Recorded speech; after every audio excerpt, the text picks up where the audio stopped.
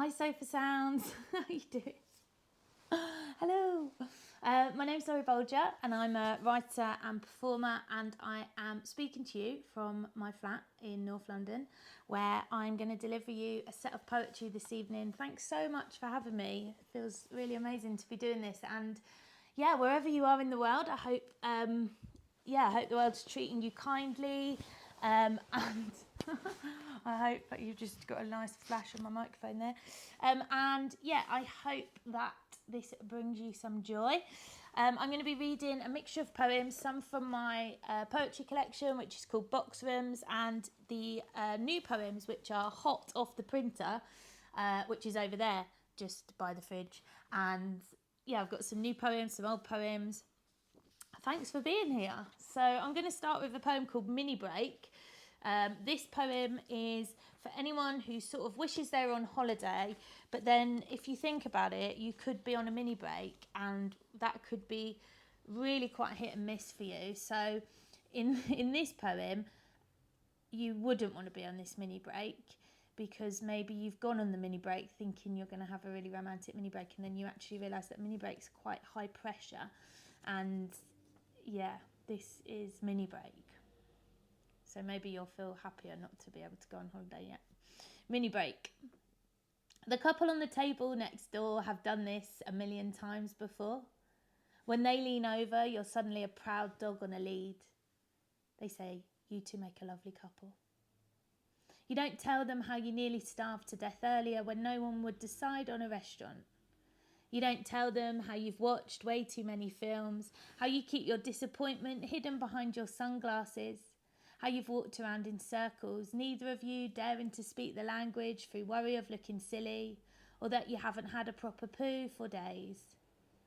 You agree the market was lovely. When they leave, your face is full of wine. On the balcony, you take in the lights. You can still hear your conversation inside. It's on repeat. At bedtime, you're the dewy-skinned Jane Austen woman in a period drama. You wear the t-shirt of someone you hardly know.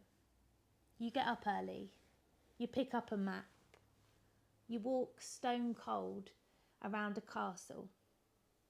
Hate that the castle knows itself so well.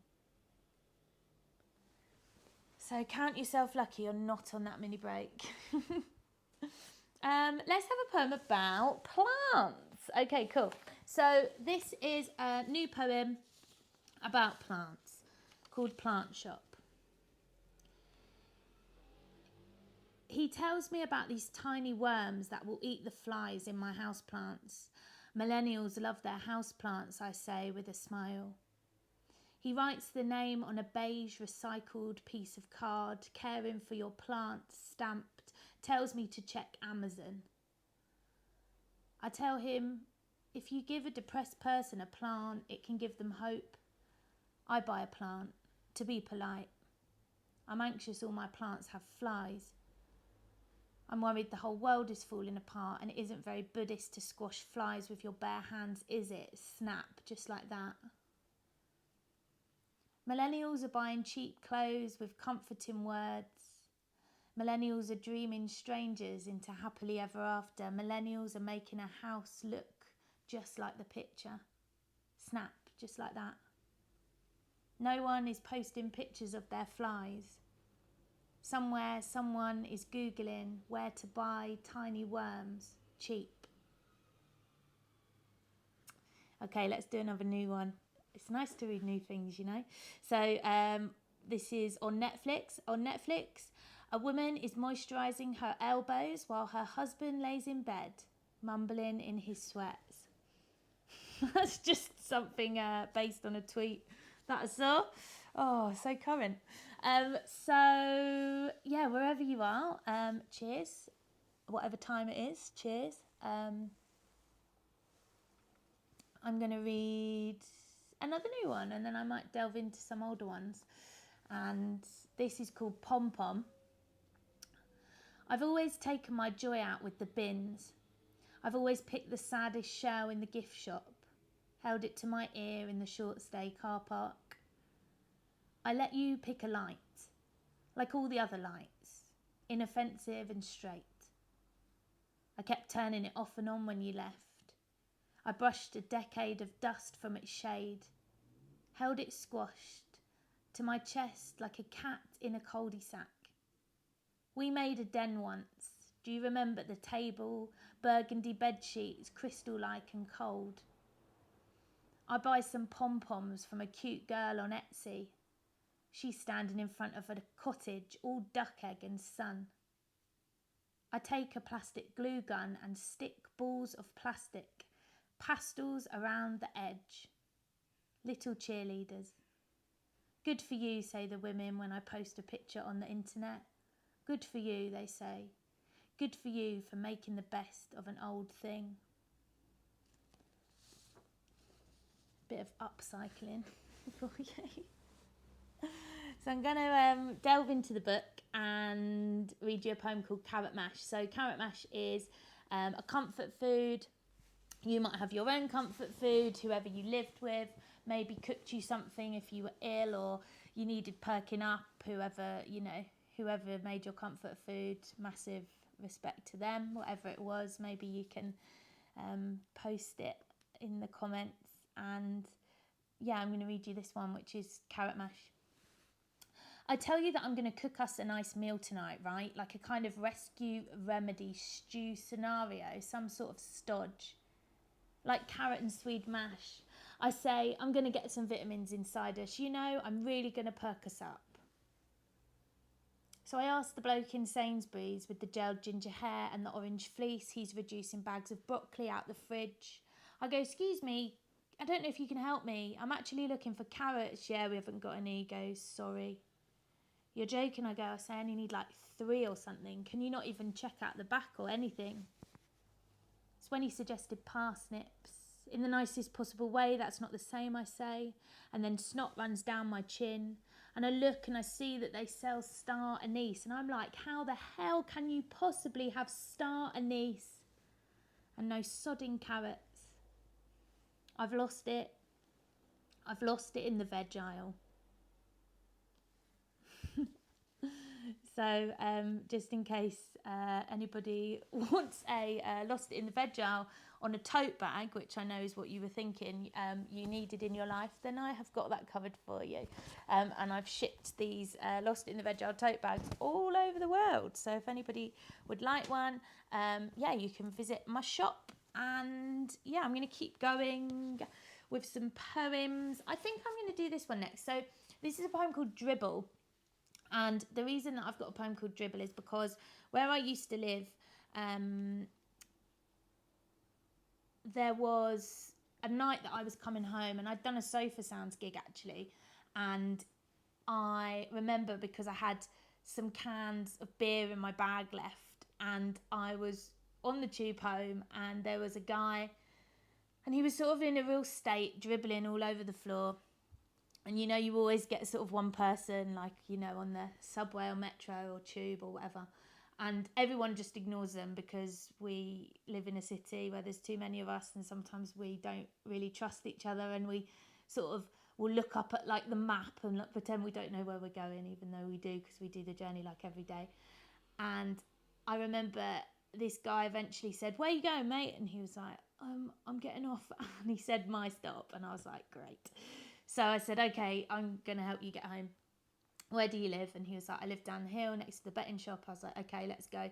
So I sort of carried him down the hill. And when we got to his front door, he just sat on the curb and I sat with him. And we just sort of didn't really even say anything. And at that time, I was living in central London and having a real nightmare and stuff had gone really wrong, you know, and I was under a lot of pressure in a lot of areas of my life. And I felt really, really sad.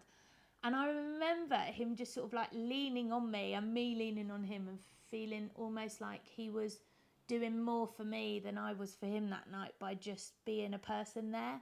And I just think that we have got so much kindness to give and it's built in. So this is called Dribble. And I guess it's for strangers on trains. You're not the only one who boards the tube trains with a brave face. We're all so busy marking ourselves safe. I wish I'd called to ask if you were okay. Right time, right place, tears don't belong at the dinner party, in the supermarket aisle, on trains. We keep on keeping on because we're so good at it. Afraid of the things that might fall from our silly faces. So how are you doing? How have you been? I'll get this. I've got you. Let's toast to new keys, new jobs, new starts. Let's toast to sore bodies and full hearts and falling apart. Great. So, what else should we have? Let's do a couple about amazing working class women. So, I come from a line of amazing working class women who look after everybody, dedicate their whole lives to holding up houses and men and families. And yeah, I've got a few poems that are going to go in the new book. And I'll read one from Boxrooms and then I'll do two new ones that I think are probably online somewhere too. But W10 this is, and this is where I was born, and this is actually the street that I was born on. And we all kind of like, everybody knew their neighbours. And it's about the working class women from that street, which was in West London, W10. There's those thick-skinned women who brought out suds and sponges in buckets and rested them in doorways. Kneeling in their slippers, they'd scrub and scrub.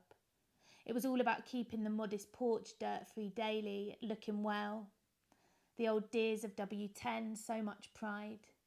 The ones who told tales of real life in their kitchens, carried generosity in their bellies, and plates of buffet food, 2 by 2.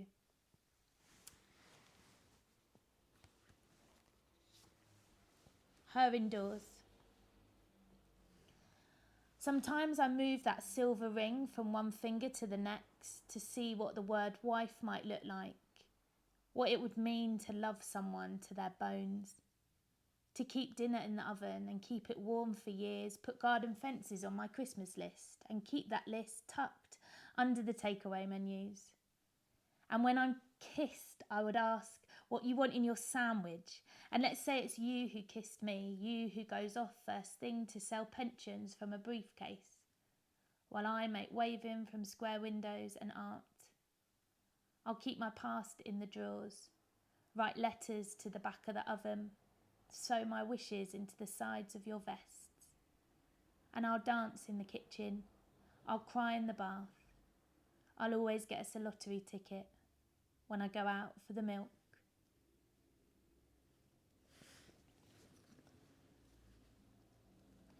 Nanny Sis. She worked at the Coca-Cola factory for years. Always told us it was her who put the fizz into those bottles. Nice. Just checking the time. Cool, time for a few more poems. So it makes me really angry how they sometimes depict women in these sort of chick flicks where they are just this sort of like headscarf woman making a new start, dragging a sofa up the stairs, do you know, like, and then suddenly they're at the airport and they're like, I'm gonna have a flight to anywhere, and then a stranger is like, you dropped your passport, and it's all like that. And I imagine being trapped in that film and constantly being saved would be really tiring. So I wrote a poem called Chick Flick. She wakes up in an apartment somewhere across the city. Last night she nursed a glass on a fire escape next to a stranger with a nice face, and they talked about the sky. He bought her a star, placed it snug in a little velvet box. He proposed to a full restaurant. And somewhere in an abandoned park, there's a white horse dressed in armour. Her wartime sweetheart is in the cinema laughing while someone climbs a drain pipe with a bouquet to declare their love in black and white. and it's a dim Saturday night, and the bars are all buzzing. A boy plays his one song in the corner on repeat, and the mixtape and the pillowcase are teenage sweethearts again in the hotel. She eats a breakfast of fruit arranged like a puzzle underneath a silver dome. She picks at it, a model in a bathrobe hugging one bronze knee. The top of the car is down, so she's got a neck scarf on. On the bleachers, by the lockers, in the flash mob at the train station, she is lost her keys, lost her sheep. She spits blood in secret. She falls from trapezes. On the balcony, by the fountain, she walks by his side in the gardens, by the maze, by the big house. She wakes up in an apartment somewhere across the city.